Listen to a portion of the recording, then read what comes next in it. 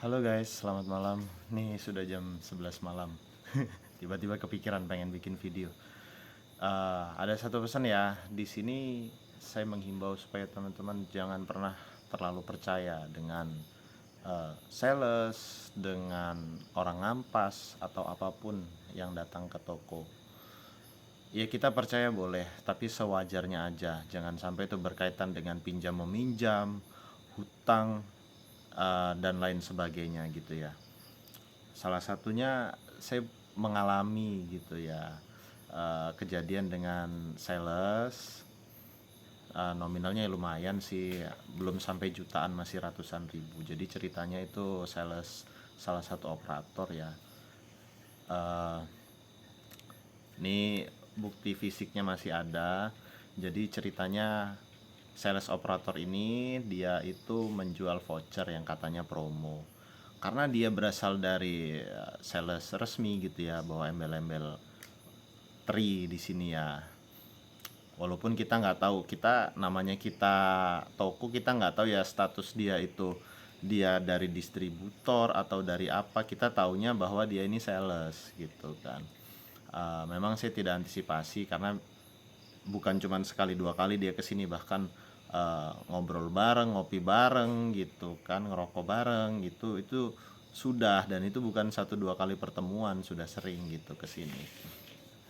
Jadi dia jual voucher promo, saya ambil gitu kan. Sebelum yang ini memang itu pernah juga. Jadi voucher ini di sini kan labelnya 3 giga 3 hari ya, tapi ternyata itu isinya kosong. Nah, kejadian yang pertama itu setelah saya komplain, kemudian diinjek sama dia. Oke lah, saya pikir itu mungkin kesalahan dari kantor, barang sudah dijual tapi belum diinjek. Nah, selang berapa bulan kemudian, ketika voucher yang promo pertama itu sudah habis, dia nawarin lagi gitu kan. Saya ambil lagi, waktu itu sekitar 70 piece, 70 kali 10.000, 700.000 ya. Kejadiannya sama lagi nih, ternyata voucher yang sudah di label seperti ini ternyata isinya kosong gitu ya. Saya coba komplain, saya telepon, saya WA, eh, dia bilang mau diurus ke kantor,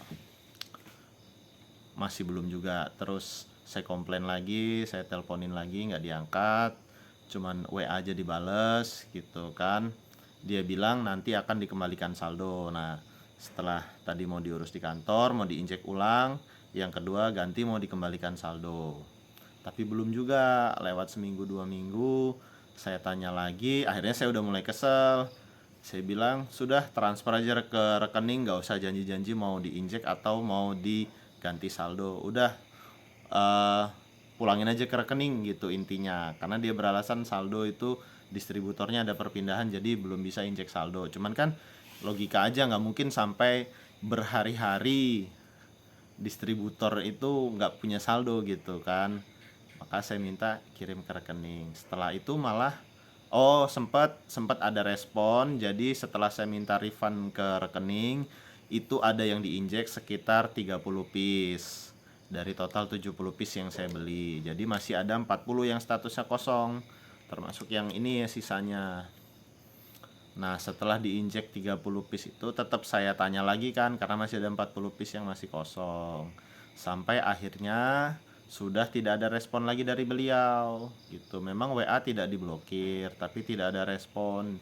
Di chat tidak direspon, di telepon juga tidak direspon gitu.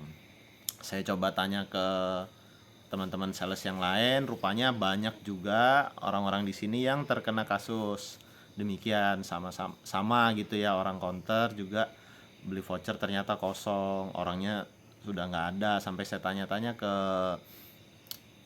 eh, saya ngomong ke sales gitu, sales kebetulan kenal sama bosnya dia, ternyata bosnya juga kena gitu. Ini real, bisa ditelusuri di sini. Sales-salesnya masih ada yang buat pengakuan gitu ya. Ya sudahlah, akhirnya oh ya udah, kalau memang orangnya kusut ya sudah gitu kan, pelajaran aja. Artinya walaupun kita sudah kenal cukup lama, bisa dibilang udah kayak saudara pun ternyata nggak bisa dipegang teman-teman. Jadi jangan sampai gitu ya kita berurusan hutang piutang ataupun kita membeli barang tanpa mengecek dulu gitu. Walaupun itu statusnya entah itu sales resmi ataukah dia sales ngampas, distributor atau apa, juga hindari hal-hal yang seperti itu gitu. Karena memang sebelum-sebelumnya juga ada sales-sales lain, orang-orang ampas gitu. Karena udah punya WA saya, tiba-tiba malam minta kirimin dana dulu gitu. Nah, kita pikir logika aja. Ya kalau orangnya balik lagi ke tempat kita gitu loh. Maka kata saya, walaupun sedekat-dekat apapun, belum tentu orang itu bisa dipegang gitu loh. Nah, untuk perihal voucher ini ya sudahlah, ini sudah ada sebagian yang saya injek sendiri, tinggal sisa dikit lagi. Ya sudah, kalau memang eh, nggak ada penyelesaian gitu ya, karena sekarang pun belum ada sales pengganti gitu kan, belum ada yang masuk ke sini. Dan ya sudah gitu, mau laporan sama siapa, mau mengadu sama siapa, ya sudah, yang penting pelajaran aja. Kalaupun ada sales atau orang yang sudah kita kenal tapi istilahnya ya dia hanya kerja di situ, kita kan nggak tahu dia kerjanya sampai kapan gitu kan. Bisa jadi dia pinjam uang terus besoknya resign gitu, atau pinjam kendaraan, pinjam apa, pokoknya ya sudahlah, hindarilah yang seperti itu. Jangan sampai kita jadi target apa namanya penipuan gitu ya. Jadi cerita aja, lumayan 40 dikali 10.000, 400.000 gitu ya.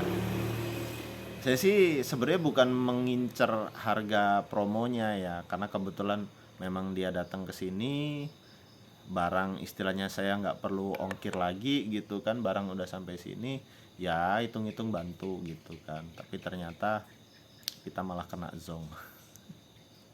Udah, pelajaran buat teman-teman semua, jangan terlalu percaya sama orang lain gitu ya. Selamat malam.